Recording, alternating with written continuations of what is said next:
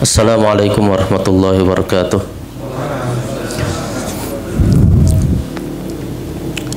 Alhamdulillahirabbil alamin. Wa bihi nasta'in wa ala umuri dunya waddin wassalatu wassalamu ala asyrafil anbiya'i wal mursalin nabiyina Muhammadin wa ala alihi wa ashabihi ajma'in. Amma ba'd. Alhamdulillah ikhwas sekalian, kita dapat berkumpul di majelis yang mulia ini di Musholla Al-Ghaffar Singosari Malang. Kita di sini dalam rangka menuntut ilmu syar'i untuk mengetahui perkara yang sangat penting yang berkaitan dengan manhaj atau metode yang kita tempuh dalam beragama, yaitu manhaj salaf. Tema yang akan kita kaji malam ini pokok-pokok dakwah salaf, ya, manhaj salaf sebagai solusi dari perpecahan umat. Dan kitab yang ana jadikan rujukan adalah karya Asy-Syaikh Profesor Dr. Abdul Razak bin Abdul Muhsin Al-Abad Al-Badr dan juga Asy-Syaikh Abdul Salam Barjas yang berjudul Usul Ad-Da'wah As-Salafiyah. Ini merupakan kitab yang menjelaskan pokok-pokok dakwah salaf, ya, bagaimana kita di dalam beragama, bagaimana kita dalam mendakwahkan dakwah salaf ini sehingga menjadi solusi persatuan umat Islam. Kita bersaksi bahwasanya Nabi Muhammad Sallallahu Alaihi Wasallam telah selesai menyampaikan risalahnya. Tidak ada yang kurang satu pun. Agama Islam telah sempurna dan Rasulullah Sallallahu Alaihi Wasallam telah melaksanakan amanah, ya, dan juga menasihati umatnya berjihad di jalan Allah dengan sebenar-benar jihad sampai beliau meninggal. Tidak ada kebaikan kecuali sudah ditunjukkan kepada umatnya, dan tidak ada keburukan kecuali sudah ditahdzir, diperingatkan, ya, kepada umatnya. Maka seorang muslim, ya, untuk bagaimana mengetahui metode salaf, ya, dalam menyatukan kaum muslimin, maka dia harus melihat sirah perjalanan Nabi Muhammad SAW dalam medan dakwahnya. Kita saksikan di zaman ini banyak sekali pendapat-pendapat, banyak sekali pandangan-pandangan, banyak sekali metode-metode, partai-partai, kelompok-kelompok. Nah, kelompok manakah, metode manakah yang bisa menyatukan kaum muslimin? Maka tidak diragukan lagi bahwasanya manhaj salaf adalah satu-satunya solusi untuk menyatukan kaum muslimin, ya, karena pokok-pokok dakwah salaf adalah meneladani perjalanan hidup Rasulullah Sallallahu Alaihi Wasallam dan para sahabatnya. Dakwah salaf, ya, manhaj salaf itu berpegang teguh dengan Al-Quran dan As-Sunnah sesuai dengan pemahaman salaful ummah, sesuai dengan pemahaman salafus soleh, orang-orang yang terdahulu. Maka terdapat banyak dalil di dalam Al-Quran dan As-Sunnah bahwasanya kita itu dilarang untuk berpecah belah, dilarang untuk membuat kelompok-kelompok masing-masing, ya, sehingga kaum muslimin tidak bersatu. Ini ada larangannya di dalam Al-Quran dan As-Sunnah. Kita harus berpegang teguh terhadap Al-Quran dan As-Sunnah sehingga ini menjadi acuan agar kaum muslimin bersatu. Kata Al-Imam Al-Auza'i, beliau mengatakan naduru ma'as sunnah haitsu darat, ya. Kita itu berputar sesuai dengan As-Sunnah. Kita mengikuti sesuai dengan As-Sunnah, ya, bukan mengikuti pandangan-pandangan individu atau pandangan-pandangan kelompok atau ADART masing-masing partai dan lain-lain. Tapi pegangan hidup kita agar kita tidak menyimpang dan tidak berpecah belah adalah berpegang teguh terhadap sunnah, sehingga orang-orang yang berpegang teguh terhadap sunnah ini dijuluki dengan ahlus sunnah, ya. Dan kalau mereka berpegang teguh dengan tidak berpecah belah menjadi jamaah-jamaah yang menyimpang dan mereka hanya satu jamaah saja, maka ditambahi ahlus sunnah wal jamaah, ya. Pada hakikatnya ahlus sunnah wal jamaah ini yang merupakan untuk membedakan saja, ya. Sebenarnya kita itu sudah mulia sekali menjadi orang yang muslim, ya. Fashhadu anni muslim, saksikanlah bahwasanya aku adalah muslim, orang yang Islam. Nahnu muslimun, ya. Kita orang-orang yang muslim. Ini sudah merupakan kalimat yang mulia sekali kita sebagai seorang muslim. Tetapi karena banyaknya penyimpangan, banyaknya kelompok-kelompok, maka untuk membedakan ciri khas khusus maka ada istilah ahlus sunnah wal jamaah. Maka kalau kita menginginkan persatuan di antara kaum muslimin dari berbagai perpecahan, maka kita harus berpegang teguh terhadap Al-Quran dan As-Sunnah. Namanya perpecahan, perselisihan itu pasti akan terjadi, merupakan takdir Allah yang kauni dan qadari. Artinya apa? Artinya adalah takdir kauni dan qadari yang pasti terjadi, ya, meskipun itu tidak dicintai oleh Allah Subhanahu wa taala. Karena yang namanya takdir itu ada dua, ya. Yang pertama adalah takdir kauni dan qadari. Ini pasti terjadi, baik dicintai atau disukai oleh Allah Subhanahu wa taala atau tidak. Ya, contohnya adanya iblis, adanya setan yang mengganggu manusia, adanya kejahatan. Ini merupakan takdir kauni dan qadari, dan itu ada hikmahnya, pasti terjadi, tapi itu tidak dicintai oleh Allah Subhanahu wa taala. Kemudian ada takdir yang kedua, yaitu namanya takdir syar'i, ya, yang berkaitan dengan mahabbah yang dicintai oleh Allah Subhanahu wa taala, ya. Ini bisa terjadi dan juga bisa tidak terjadi. Maka adanya perpecahan itu merupakan takdir kauni dan qadari dan pasti akan terjadi walaupun tidak diridhoi oleh Allah Subhanahu wa taala di dalam syariat atau di dalam agama. Perpecahan itu tidak boleh.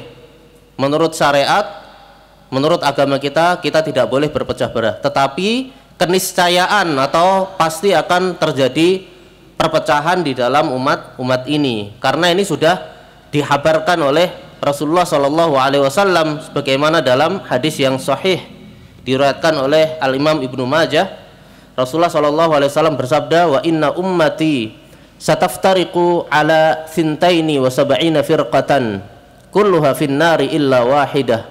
Sesungguhnya umatku akan berpecah belah. Sataftariqu artinya nanti, ya, akan berpecah belah. Pada zaman Nabi belum.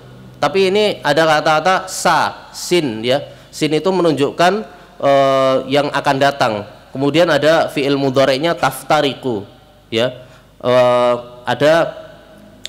Udah ada fi'il mudhari' yang menunjukkan asalnya fi'il mudhari' itu kalau di ilmu nahwu kan menunjukkan sekarang dan yang akan datang. Tetapi karena ada tambahan sin, ini menunjukkan di masa mendatang, ya, bukan di zaman sekarang. Maka sabda Nabi SAW, sataftariku, ini di masa mendatang nanti itu umatku akan berpecah belah menjadi 72 kelompok. Semuanya berada di neraka kecuali satu kelompok saja, yaitu ahlus sunnah wal jamaah. Dalam riwayat lain, ma'ana alaihil yauma wa ashabi, mereka yang sesuai, ya, yang bersama ma'ana alaihi, yang bersamaku dan sahabatku, ya, atau dalam riwayat lain al-jamaah, yaitu Ahlussunnah wal jamaah. Dan umatku di sini menunjukkan wa inna ummati, ya, maksudnya adalah umatku, umat Islam, ya, bukan di luar Islam. Karena kalau umatku di sini ini yang menerima dakwah Nabi SAW. Jadi umat Islam ini akan berpecah belah menjadi 72 golongan, ya. Dan semuanya masuk neraka. 71 golongan masuk neraka kecuali satu golongan saja, yaitu yang masuk surga. Artinya kelompok-kelompok yang masuk neraka ini itu mendapatkan ancaman bahwasanya akan diancam masuk neraka kalau tidak mengikuti metode atau Ahlus Sunnah wal Jamaah. Dan tidak boleh kita menetapkan atau memastikan bahwasanya kelompok-kelompok ini kekal di neraka, ya, karena yang kekal di neraka itu adalah orang-orang yang musyrik, orang-orang yang tidak mentauhidkan Allah Subhanahu wa taala, yang tidak beragama Islam. Tetapi kelompok-kelompok ini artinya akan istilahnya ke neraka dulu karena mendapatkan ancaman, ya, tidak langsung masuk surga. Karena semua orang Islam, ya, kalau dia bersyahadat, dia bertauhid, pada akhirnya ma'aluhu ilal jannah, pada akhirnya nanti akan masuk surga. Meskipun kalau dia melakukan dosa besar, dia menyimpang dari Ahlus Sunnah wal Jamaah, akan bahasa istilahnya mampir dulu ke neraka. Dan kita berlindung kepada Allah Subhanahu wa taala, ya, untuk mampir dulu ke neraka. Semoga kita langsung dimasukkan oleh Allah Subhanahu wa taala ke dalam surga. Amin ya rabbal alamin. Jadi masuk surga itu ada bermacam-macam golongan, ya. Pertama kali tentu Rasulullah SAW yang membuka pintu surga. Kemudian orang-orang yang masuk surga tanpa hisab dan tanpa azab, ya. Jadi tidak dihisab dulu, tidak diazab, langsung masuk surga. Mereka siapa? Orang-orang yang masuk surga tanpa hisab dan azab, ya. Ada di beberapa hadis, ya, humul ladzina la yastarqun wala yatatayyarun wa ala rabbihim yatawakkalun. Mereka adalah orang-orang yang tidak minta ruqyah, ya. Kalau sakit tidak minta diruqyah, ya. Bukan orang yang meruqyah, tapi orang yang tidak minta ruqyah. La yastarqun. Kemudian wala yatatayyarun. Tatayyur di situ adalah merasa sial, tidak merasa sial.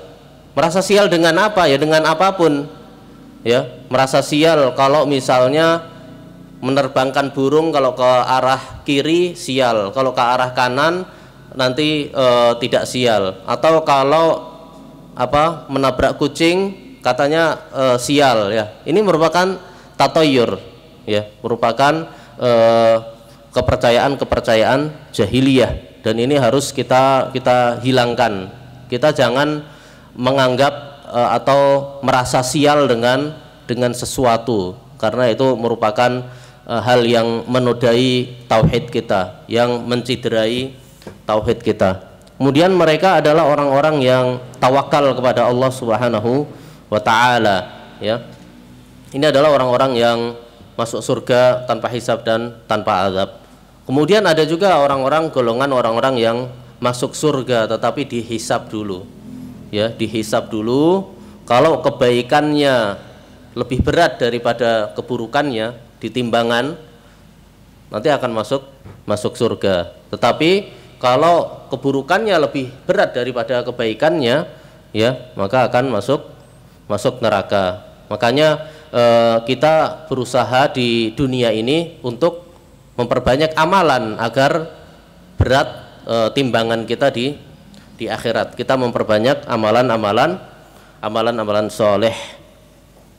Kemudian orang-orang yang selanjutnya yang masuk surga adalah orang-orang yang diazab terlebih dahulu, karena dia misalnya keburukannya lebih banyak, dia mengerjakan dosa besar, dia ada kezaliman terhadap orang lain, maka ini akan diadab terlebih dahulu. Dan kalau dia bertauhid, dia beriman, nanti akan masuk surga ya, meskipun dia diadab terlebih dahulu di dalam neraka.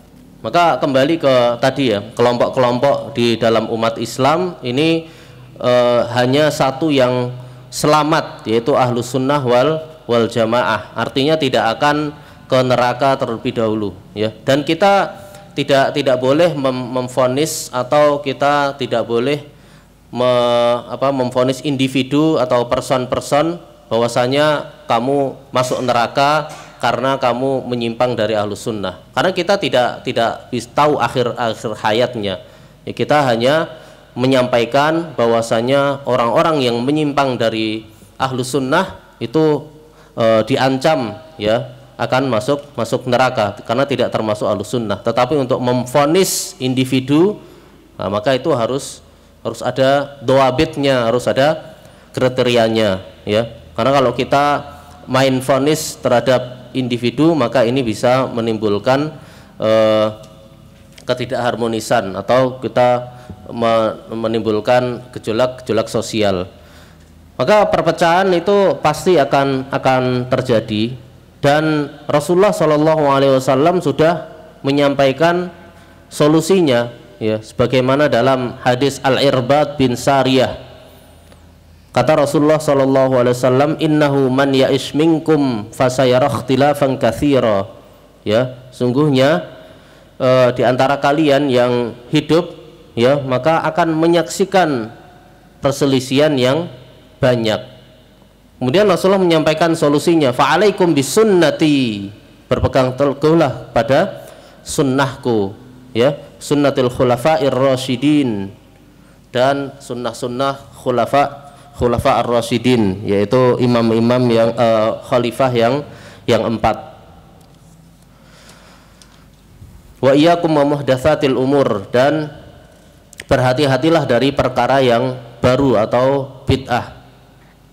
Fa inna kulla bid'atin dhalalah, karena setiap bid'ah adalah sesat. Maka di antara yang menyebabkan perpecahan adalah adanya bid'ah atau adanya sesuatu yang baru di dalam ibadah ya, sesuatu yang baru yang berkaitan dengan ibadah dan tidak dicontohkan oleh Rasulullah SAW. Ini menyebabkan perpecahan kaum muslimin. Kalau ingin bersatu, maka harus berpegang teguh terhadap sunnah dan menjauhi bid'ah, dan menjauhi perkara-perkara yang baru di dalam agama. Orang-orang sebelum Islam, golongan-golongan atau kelompok orang-orang sebelum Islam ya, mereka terbagi ke dalam 2 kelompok besar, yaitu orang Yahudi dan Nasrani ya. Ada agama-agama lain ada, tapi yang agama besar sebelum Islam itu Yahudi dan Nasrani. Kalau orang Yahudi, dia itu sudah tahu ilmunya ya, ma'ahum ilmun, mereka sudah diberitahu, sudah tahu ilmunya, akan tapi mereka tidak mengamalkannya, sehingga mereka maghdub itu terkutuk, maghdub. Kemudian ada orang Nasrani dia beribadah kepada Allah tanpa ilmu, sehingga disebutnya ad-dallin, orang-orang yang tersesat. Nah, orang Islam, kaum muslimin, maka di dalam sholatnya itu selalu berdoa kepada Allah Subhanahu wa taala ya, ihdinas siratal mustaqim siratal ladzina an'amta 'alaihim ghairil maghdubi 'alaihim waladdallin. Ya Allah, tunjukkanlah kami jalan yang lurus. Jalan yang lurus itu seperti apa? Jalan yang siratal ladzina an'amta 'alaihim, yang engkau telah beri nikmat atas mereka, ghairil maghdubi 'alaihim, bukan termasuk jalannya orang-orang yang terkutuk ya, yaitu orang-orang Yahudi dan juga bukan pula jalan orang-orang yang tersesat, yaitu seperti orang Nasrani. Jalan yang lurus tadi an'amta alaihim, yaitu jalan yang engkau beri nikmat atas mereka. Siapa mereka? Mereka adalah yang disebutkan di ayat yang lain di surat An-Nisa, wa may yuti'illaha war rasula faulaika ma'al ladzina an'ama Allahu alaihim minan nabiyyin, yaitu para nabi, was-siddiqin, dan orang-orang yang siddiq, yang jujur, was-syuhada, orang-orang yang syahid, was-sholihin, dan orang-orang yang soleh. Ini adalah jalan orang-orang yang kita ikuti sehingga kita menempuh jalan yang lurus. Kemudian di dalam menyampaikan solusi bagi perpecahan umat, maka sebenarnya sudah ditunjukkan solusinya baik di dalam Al-Quran dan As-Sunnah. Di antaranya adalah di dalam surat Ar-Rum ayat 30 sampai 32. Ini sudah disampaikan solusinya sehingga umat Islam tidak berpecah belah. Allah Subhanahu wa taala berfirman, "Fa'aqim wajhaka lid-dini hanifa fitratallahi allati fataran nasa 'alaiha la tabdila li khalqillah dzalika ad-dinul qayyim walakinna aktsaran nasi la ya'lamun munibina ilaihi wattaquhu wa aqimus shalah wa la takunu minal musyrikin minal ladzina farraqu dinahum wa kanu syi'a kullu hizbin bima ladaihim farihun." Di dalam ayat ini ya disebutkan peringatan ya agar tidak berpecah belah. Bahwasanya berpecah belah itu merupakan jalannya orang-orang yang musyrik, jalannya orang-orang yang kafir. Mereka berpecah belah di dalam agama. Mereka menjadikan berhala-berhala sesembahan selain Allah. Mereka beribadah ya kepada selain Allah. Mereka menjadikan hawa nafsu mereka sebagai Rabb yang disembah selain Allah. Maka agar kita tidak berpecah belah, maka kita harus menjauhi jalannya orang-orang yang kafir dan musyrik. Solusi yang pertama adalah fa'aqim wajhaka lid-dini hanifa. Artinya apa? Artinya kita tegakkan wajah kita kepada agama. Artinya kita beragama itu secara hanif, ya, beragama dengan lurus, tidak menyimpang. Kita menyerahkan diri kita kepada Allah Subhanahu wa taala, tunduk kepada Allah dan Rasulnya, ya. Wa may yuslim wajhahu ilallahi wa huwa muhsin faqad istamsaka bil urwatil wuthqa. Barang siapa yang menundukkan wajahnya kepada Allah dan dia merupakan orang-orang yang baik, dia orang yang baik, maka dia telah memegang tali yang erat, ya. Sebagaimana dalam surat Az-Zumar ayat 54, Allah Subhanahu wa taala juga berfirman, wa anibu ila rabbikum wa aslimulah, dan kembalilah kepada Rabb kalian dan berserah dirilah kepada Allah Subhanahu wa taala. Maka jika seseorang memegang atau berpegang teguh terhadap agama ini dengan benar dan menjauhi syubhat, menjauhi syahwat, menjauhi pemikiran-pemikiran yang menyimpang, maka dia telah memenuhi sebab-sebab persatuan kaum muslimin. Yang pertama adalah fa'aqim wajhaka lid-dini hanifa, ya, kita beragama dengan yang lurus. Kemudian yang kedua, walakinna aktsaran nasi la ya'lamun. Artinya akan tetapi kebanyakan orang tidak mengetahuinya, ya. Kebanyakan orang tidak mengetahuinya. Ini menunjukkan apa? Menunjukkan bahwasanya ilmu itu sangat penting karena banyak orang yang tidak mengetahuinya. Jadi ini merupakan urgensi pentingnya ilmu, pentingnya basirah, petunjuk di dalam agama ini. Seseorang yang mengetahui, memiliki ilmu tentang Alkitab dan As-Sunnah, ya, dan dia menjadikan ini sebagai Al-Quran dan As-Sunnah sebagai pedoman hidupnya, maka dia telah memiliki ilmu yang sangat mulia sebagai solusi perpecahan kaum muslimin kembali kepada Al-Quran dan As-Sunnah, dan mengembalikan setiap perselisihan kepada Al-Quran dan As-Sunnah. Ini merupakan satu-satunya solusi bagi muskilah, bagi problematika perpecahan umat Islam. Kalau ada solusi-solusi lain tanpa kembali kepada Al-Quran dan As-Sunnah, akan tapi kembali kepada pandangan-pandangan individu atau kelompok, maka itu bukan solusi. Dan ilmu yang dimaksud adalah ilmu yang berkaitan dengan Al-Quran dan As-Sunnah sesuai dengan pemahaman salaful ummah, sesuai dengan pemahaman ulama salaf yang mulia, ya. Bukan memahami Al-Quran dan As-Sunnah sesuai akalnya saja atau sesuai pandangan kelompoknya saja. Akan tapi kita menjadikan pemahaman salaf, pemahaman sahabat, pemahaman tabi'in yang mulia itu untuk memahami Al-Quran dan As-Sunnah, ya. Kalau masing-masing memahami dengan pandangan sendiri-sendiri, maka setiap orang akan mengeluarkan pemahaman yang berbeda-beda terhadap Al-Quran dan As-Sunnah.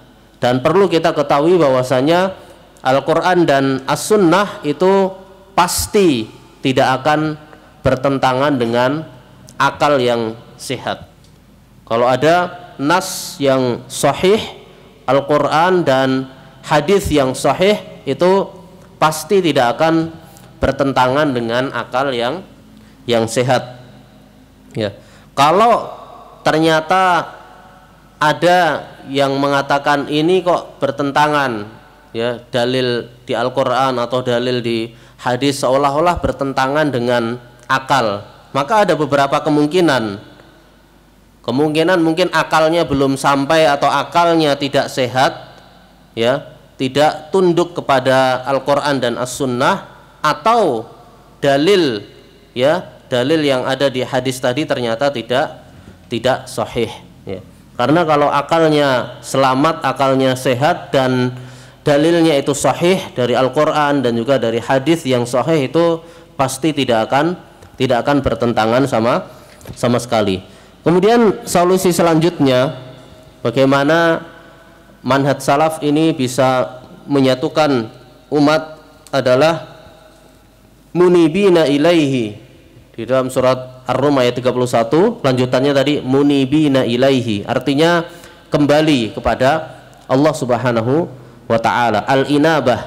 Al-inabah itu kembali kepada Allah Subhanahu wa taala dengan bertaubat kepada Allah Subhanahu wa taala, berpegang teguh terhadap berpegang teguh terhadap Al-Quran dan As-Sunnah, dan kita meninggalkan pedoman selain Al-Quran dan As-Sunnah. Kemudian solusi selanjutnya adalah wattaquh, artinya bertakwalah kepadanya, bertakwalah kepada Allah Subhanahu wa taala. Takwa itu merupakan puncaknya perkara, ra'sul amr wa asasuhu, dan juga pondasinya. Kita harus taat kepada Allah Subhanahu wa taala, mengharapkan pahala dari Allah Subhanahu wa taala, dan kita meninggalkan maksiat, kita meninggalkan berbuat maksiat atau melanggar larangan Allah Subhanahu wa taala, takut terhadap siksaannya. Ini definisi takwa. Kita taat kepada Allah Subhanahu wa taala berdasarkan cahaya dari Allah Subhanahu wa taala, dan kita berharap pahala dari Allah Subhanahu wa taala, dan kita meninggalkan maksiat kepada Allah, meninggalkan durhaka kepada Allah, ya, dengan petunjuk cahaya dari Allah Subhanahu wa taala, dan kita takut terhadap siksaan atau hukuman dari Allah Subhanahu wa taala. Dengan bertakwa kepada Allah Subhanahu wa taala, maka kita menjadikan diri kita dan maksiat atau berbuat kedurhakaan ini ada penghalang. Ketika mau bermaksiat, maka kita bertakwa, artinya ada penghalang yang menghalangi kita agar kita tidak berbuat maksiat. Kalau kita bertakwa, maka seolah-olah kita melihat Allah Subhanahu wa taala, ya. Allah mengawasi kita ya. Kalau kita tidak mampu melihat Allah, maka Allah pasti melihat seluruh perbuatan kita. Anta'budallah ka'annaka tarahu fa illam takun tarahu fa innahu yaraka. Kamu beribadah kepada Allah seolah-olah engkau melihat Allah Subhanahu wa taala, ya. Akan tapi kalau tidak mampu, fa illam takun tarahu, kalau kamu tidak mampu melihat Allah, maka sesungguhnya Allah melihatmu. Maka kita merasa selalu diawasi oleh Allah Subhanahu wa taala. Kemudian solusi selanjutnya adalah wa aqimus shalah, artinya menegakkan salat. Jadi manhaj salaf itu juga ciri utamanya adalah menegakkan salat. Salat merupakan tiang agama dan perkara yang pertama kali dihisab di hari kiamat. Hubungan antara dia dengan Allah Subhanahu wa taala yang pertama kali dihisab adalah salatnya. Awwalu ma yuhasabu bihil abdu yaumal qiyamah as-shalah.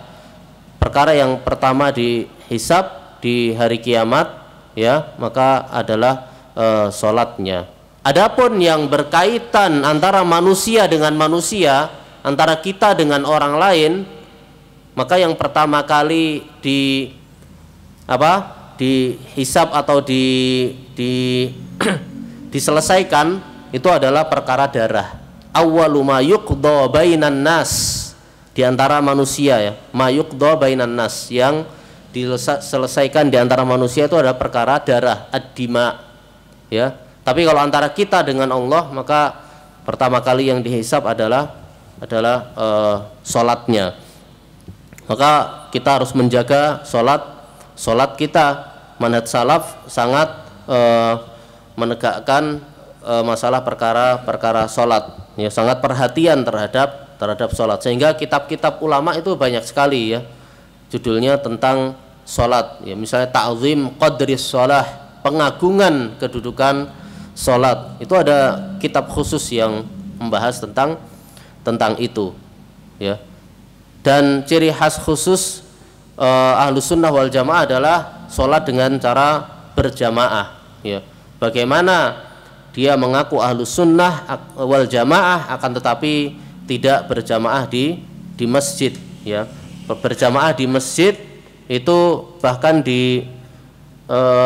kata Abdullah bin Mas'ud, ya, yang tidak berjamaah di masjid itu merupakan orang yang munafik. Yang ketinggalan sholat berjamaah di masjid itu dianggap orang yang munafik. Maka sebaliknya, orang-orang yang selalu berjamaah di masjid itu merupakan orang-orang yang beriman. Mereka orang-orang yang selalu berpegang teguh terhadap jamaah, ya. Selain kita bertauhid, selain kita berpegang teguh terhadap Al-Quran dan As-Sunnah, kita juga mengajak kaum muslimin untuk menegakkan sholat berjamaah, ya.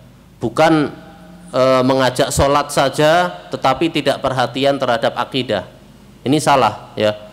Akan tapi kita mengajak orang-orang sholat untuk berjamaah, kita mengajarkan fikih tentang sholat, ya. Kita perhatian terhadap sholat, akan tetapi, ya, yang penting juga, yang paling penting juga adalah masalah perkara akidah, perkara tauhid, ya. Ini juga tidak boleh dikesampingkan. Kemudian diantara solusi selanjutnya adalah wala takunu minal musyrikin. Janganlah kita seperti orang-orang yang musyrik, orang-orang yang kafir, yang mereka berpecah belah, ya. Mereka banyak kelompok-kelompok, ya. Kita bersatu di atas kalimat tauhid la ilaha illallah, ya. Kita bersatu, pedoman kita, ya, acuan kita dalam persatuan adalah Al-Quran dan As-Sunnah, dan di atas panji atau la ilaha illallah.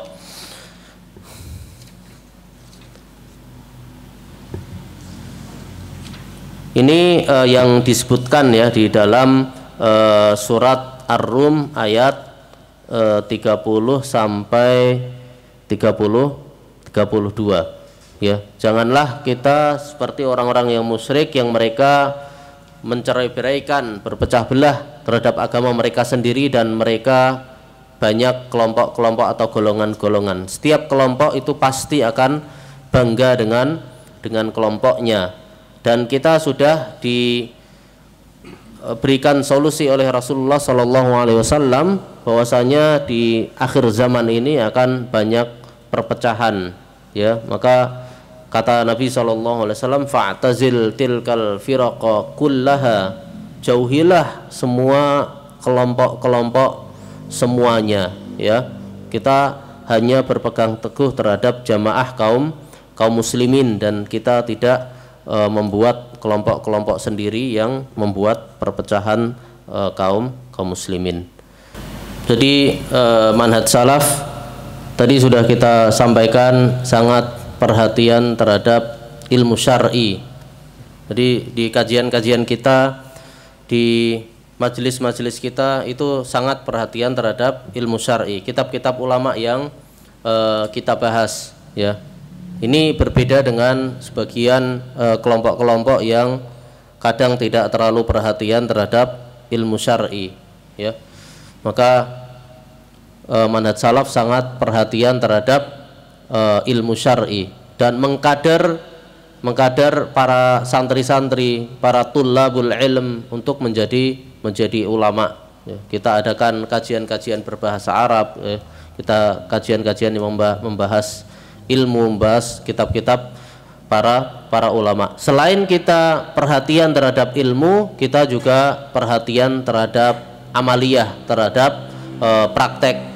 Kita harus mempraktekkan Islam. Setelah kita berilmu, kita harus mengamalkan. Kita sudah tahu kewajiban sholat berjamaah, kewajiban sholat 5 waktu, maka kita harus mengamalkannya.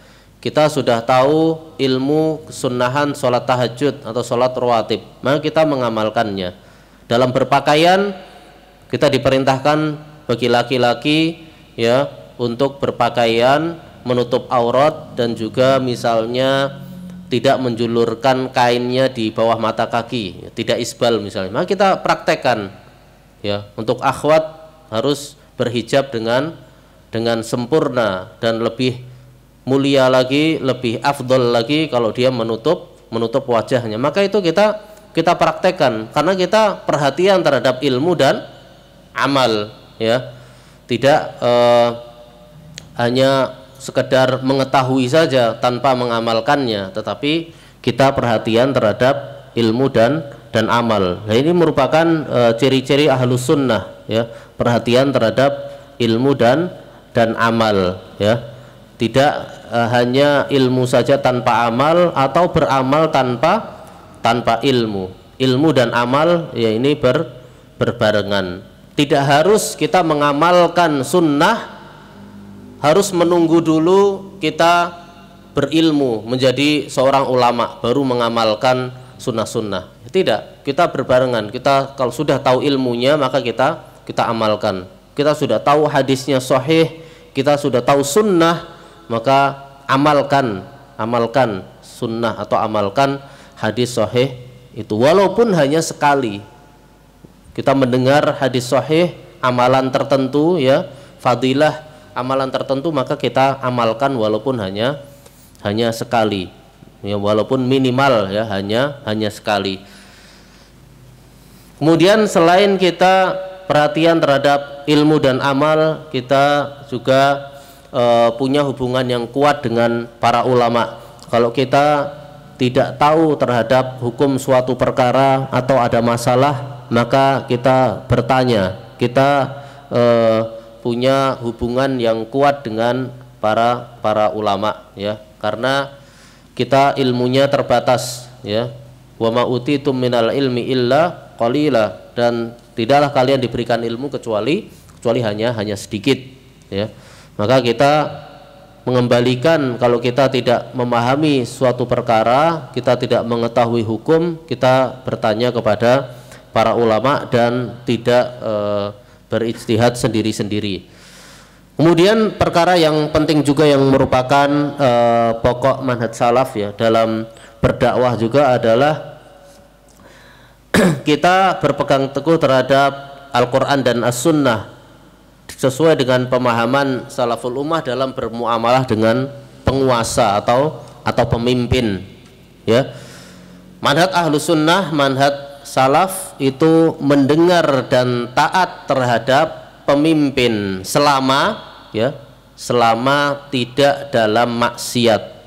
Jadi kalau itu perkara kebaikan dari pemimpin, program-program pemimpin itu merupakan kebaikan, merupakan hal yang syar'i, tidak maksiat, maka kita mendengar dan taat.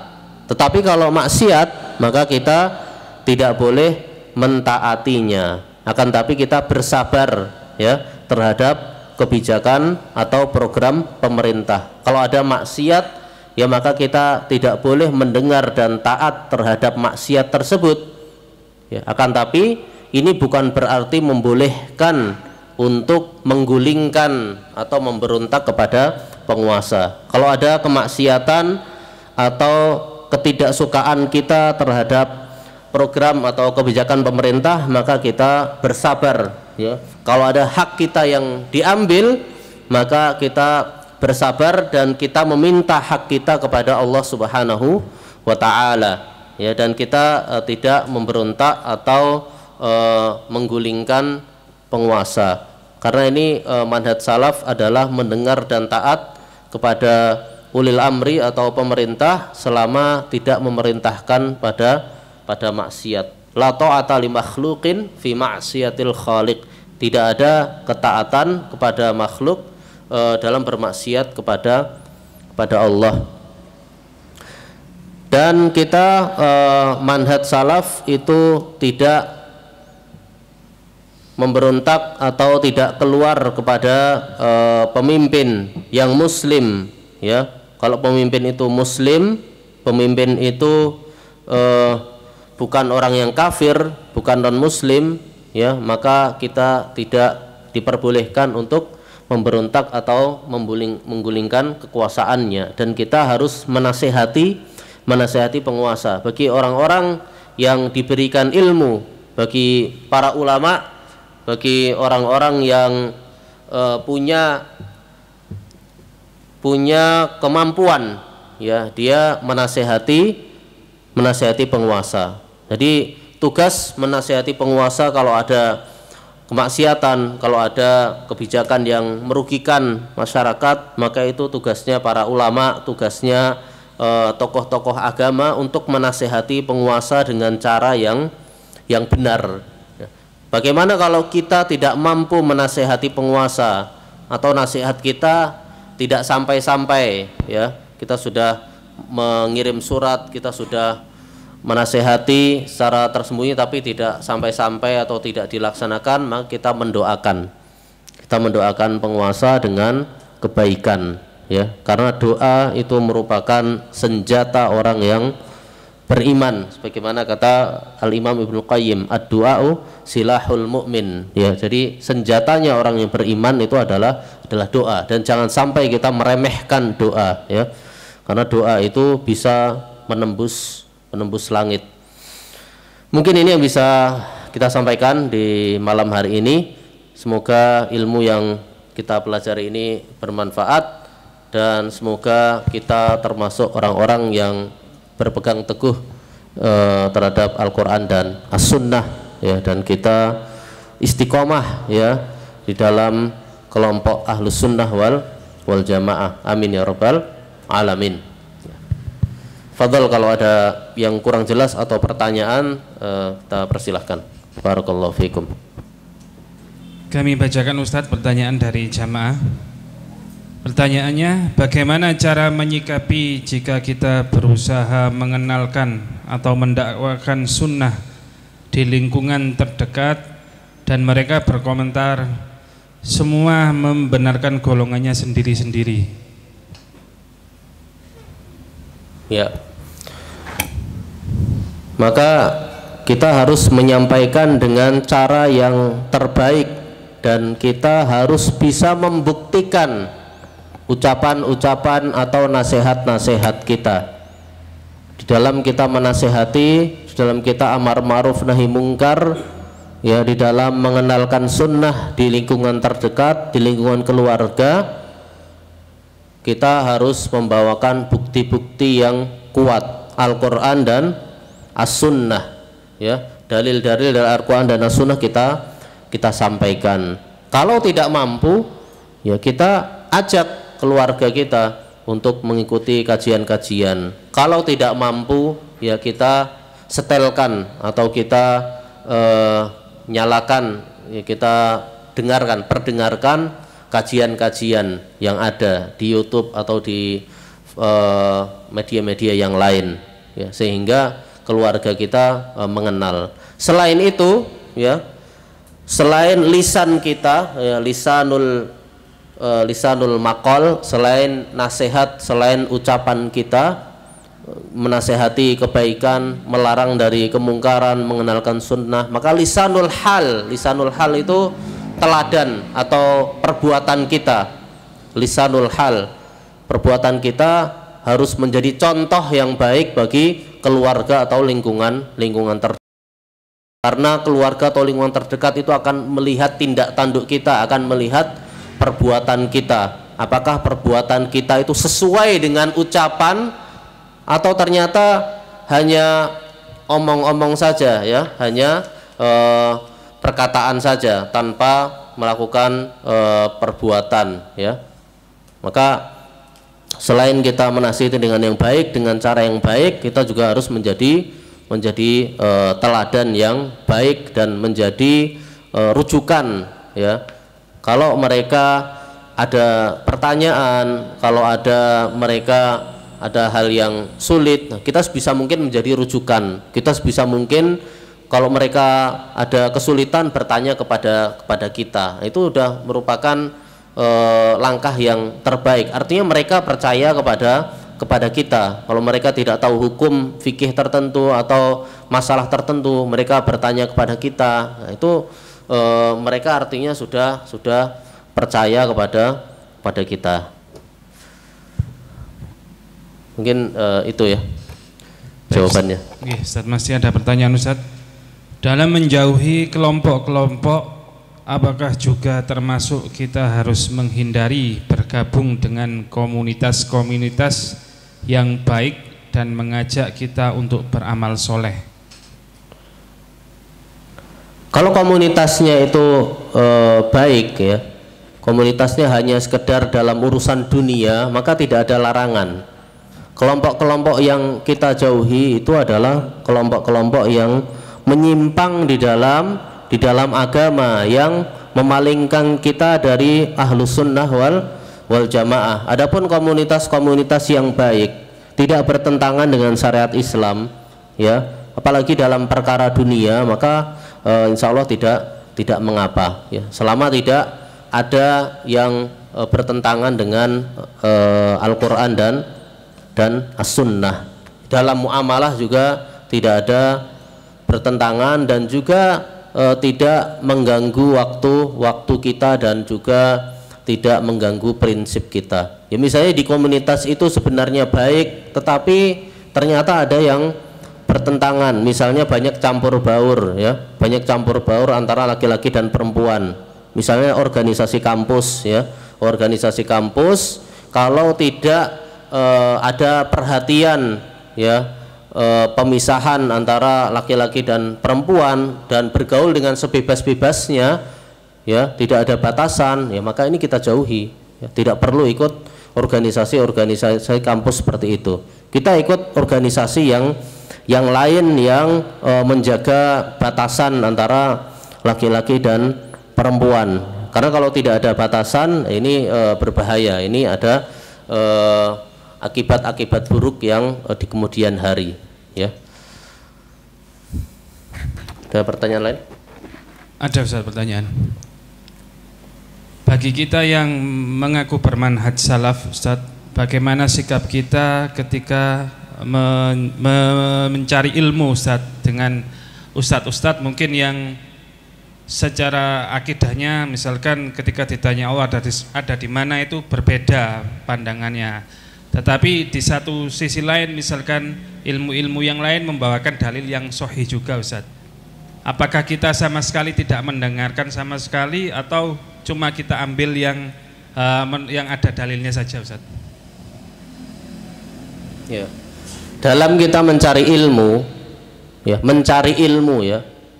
Dalam kita ingin mendapatkan ilmu, kita harus mencari guru yang lurus, guru yang profesional, guru yang memiliki ilmu ya dengan benar. Kalau dalam ilmu dunia saja kita harus mencari guru-guru yang mutamakin, guru-guru yang profesional, guru-guru yang ahli tentunya. Kita belajar kedokteran harus belajar ke fakultas-fakultas kedokteran ya. Tidak mungkin kita belajar kepada semua orang atau yang kebetulan dia pernah punya teori kesehatan yang ternyata benar gitu. Padahal dia tidak memiliki misalnya sertifikasi dokter atau yang lainnya ya. Atau kalaupun bukan dokter artinya dia misalnya ada pengobatan tradisional, artinya itu harus diakui dan juga berdasarkan pengalaman turun temurun ya. Artinya bukan orang sembarangan dalam ilmu dunia, apalagi masalah akhirat, apalagi masalah agama. Kita harus memperhatikan asal usul dia ya, latar belakang dia apa, akidahnya bagaimana ya. Fangduru ya, maka lihatlah ya. Al-isnadu minaddin, sanad ini termasuk bagian dari agama ya.